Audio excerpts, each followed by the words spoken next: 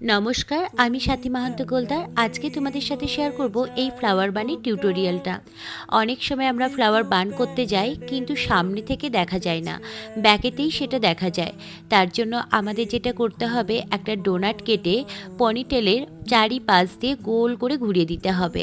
এবার প্রত্যেকটা ফ্লাওয়ারের মধ্যে পিন ভরে ফ্লাওয়ারগুলোকে সুন্দর করে রাউন্ড করে সাজিয়ে দিতে হবে। দেখো, আমি ডোনাটের মধ্যে রোজ দিয়ে সাজিয়ে দিচ্ছি। এবার মাঝখানে যে জায়গাটা থাকছে সেখানে আমি ঝিপসি দিয়ে কভার করে দিচ্ছি। ঝিপসির একটা তোমাদেরকে ছোট্ট টিপস দিয়ে রাখি।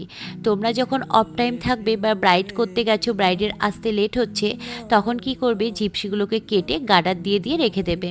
আর যখন ব্রাইড আসবে এরকমভাবে কাজ করলে খুব ফাস্ট কাজটা হয়ে যাবে।